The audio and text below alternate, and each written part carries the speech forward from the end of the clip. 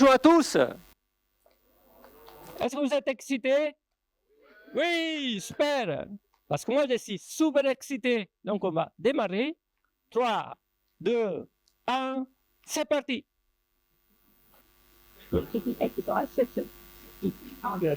Ah merde, c'est à moi. Là, je vis un moment un peu de solitude.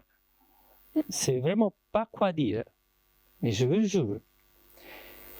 Est-ce que vous avez déjà vécu ce moment face à une page blanche? On a eu Marvin nous l'a déjà un peu introduit ce matin. Et c'est un peu frustrant comme situation. On est là, on doit faire quelque chose, une vidéo, une présentation, un exposé, mais rien ça sort. C'est la même situation que moi, j'ai vécu au moment d'écrire ce TEDx. La panique. Oh là là, qu'est-ce que je vais faire? Mais comment ils font les autres? Je me demandais.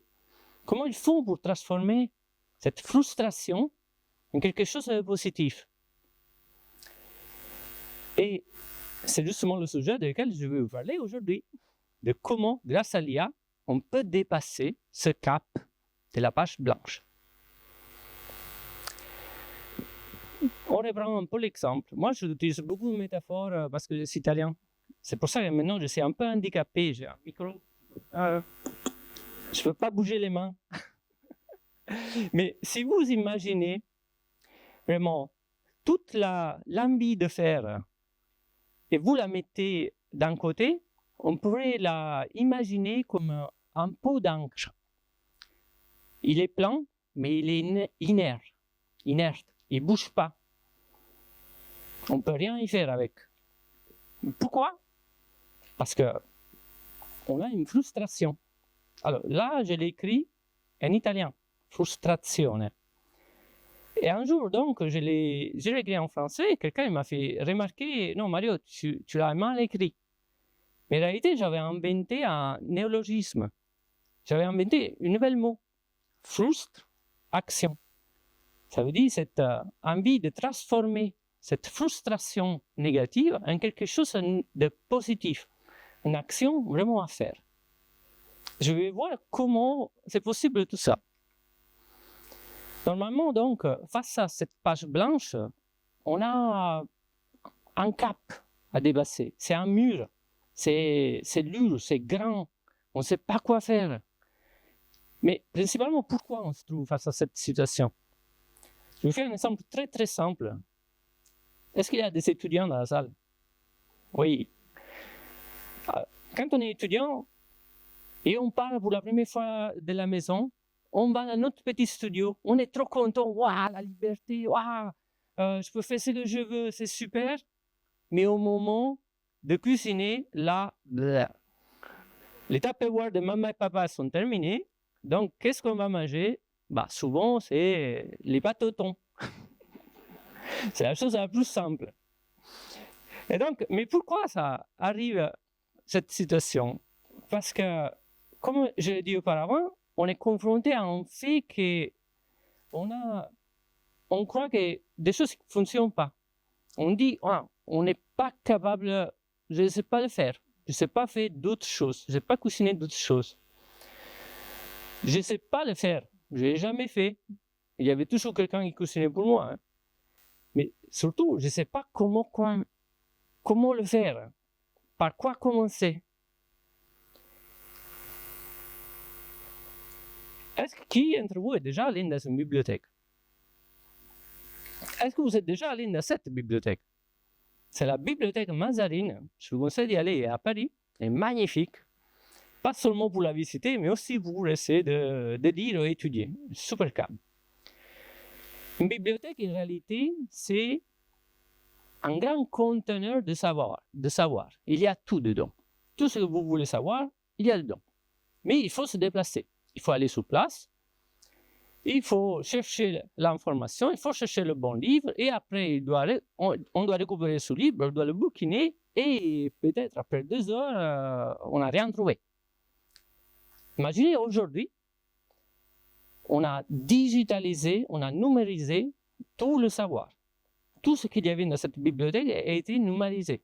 Et en plus, on a des outils qui nous permettent facilement de retrouver cette information, de la chercher de manière presque comme si on dialoguait avec quelqu'un. Et donc, en réalité, nous, on a la donnée, et donc on a le savoir. Et quand on a accès au savoir, on a déjà une flèche en plus à notre arc pour pouvoir, une corde en plus à notre arc, pour pouvoir être plus créatif. Maintenant, je vais vous parler de qu'est-ce que j'ai fait auparavant, parce que dans ma vie, j'ai eu beaucoup de pivotage.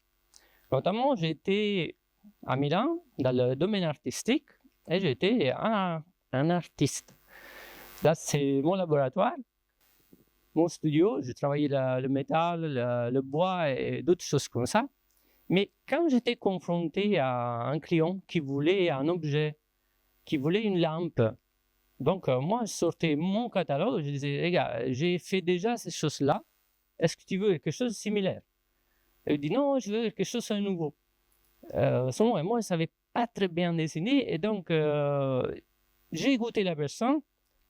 Après, je rentré dans mon atelier, j'ai travaillé, ok, on se voit dans une semaine. La personne venait, disait, oui, c'est ça, oui, c'est pas ça.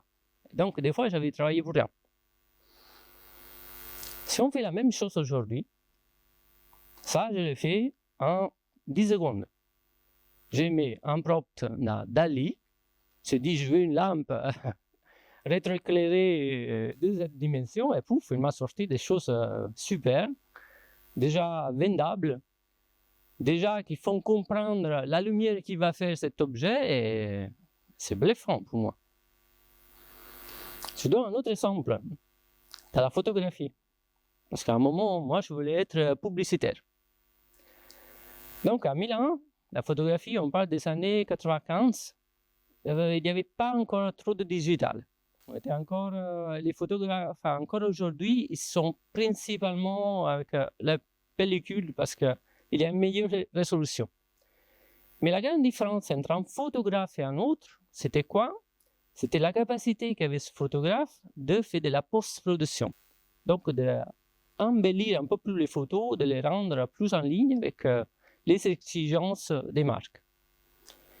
Et donc, il y avait des petits mains, comme moi, qui étaient dans les agences, et on devait passer, là on avait Photoshop 5, c'est l'avant-guerre vraiment.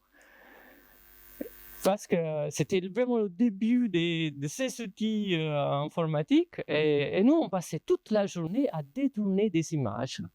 Et la différence entre un bon photographe et un mauvais photographe, c'était cette capacité à pouvoir avoir les objets détournés. Imaginez-vous quand je devais faire des animaux, c'était un cauchemar. Aujourd'hui, vous avez ça. Vous prenez une photo, vous cliquez sur un sujet et pouf, automatiquement vous n'avez plus le fond. Et vous pouvez mettre fond à la plage, ou à la montagne, ce que vous voulez. Et ça marche super bien. À un moment, après, j'ai eu marre du domaine artistique et je suis passé dans l'architecture. Dans l'architecture, je me suis dit, ok, je ne sais pas dessiner, mais je suis très fort avec les outils informatiques. Je les comprends. Et donc, je me suis dédié principalement à la modélisation 3D. Donc là, imaginez, pour faire un objet comme ça, c'est long. C'est un canapé, on y travaille avec des primitives, on prend un grand carré et après on le déforme pour le rendre mou et tout le reste.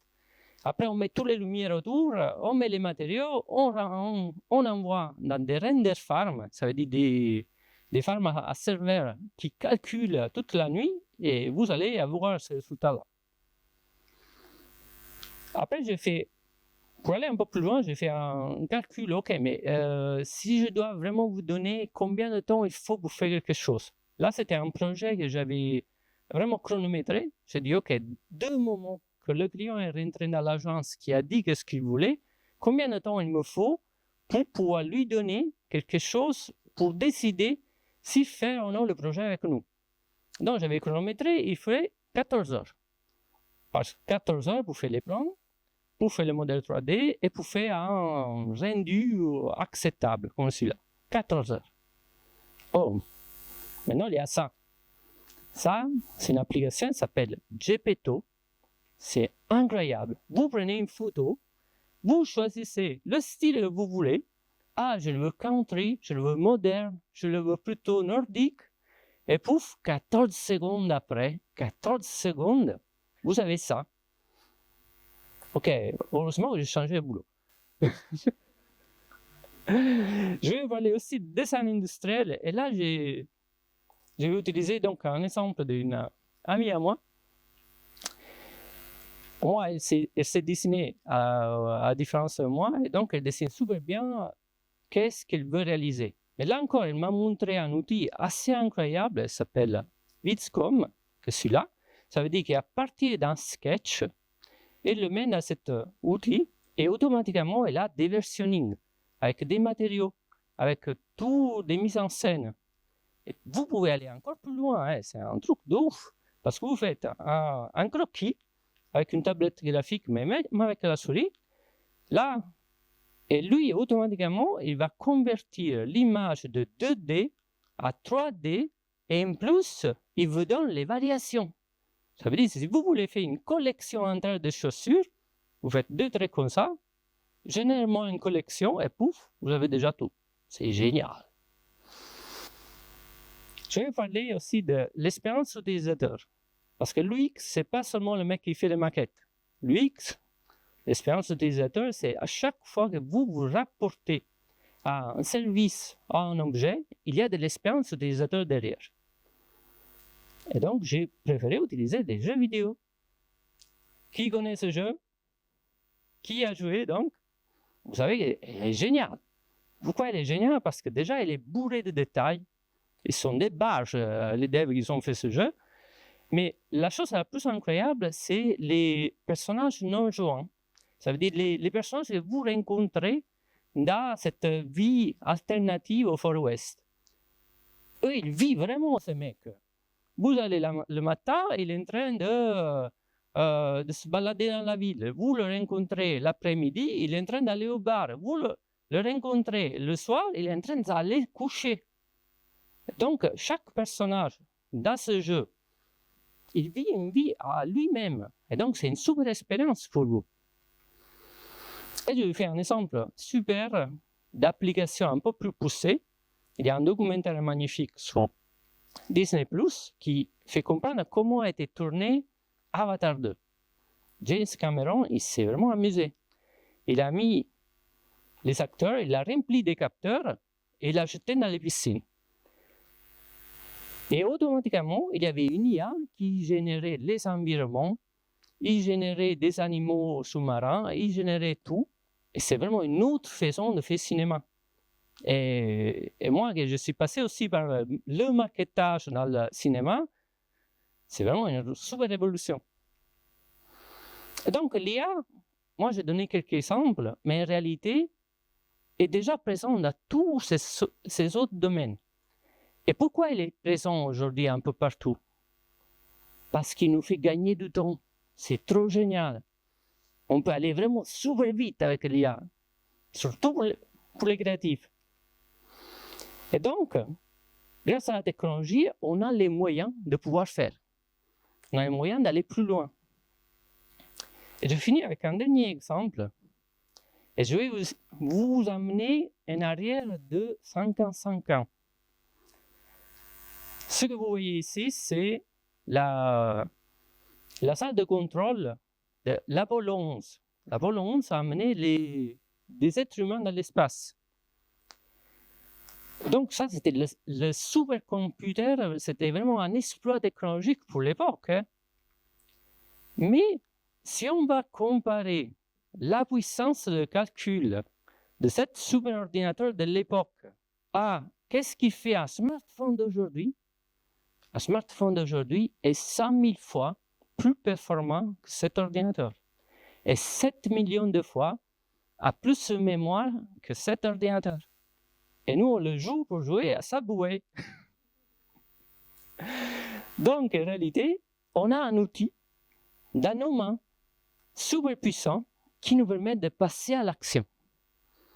Donc, je veux conclure, parce que vu que c'est un truc de ouf, comme il dit Spock, là,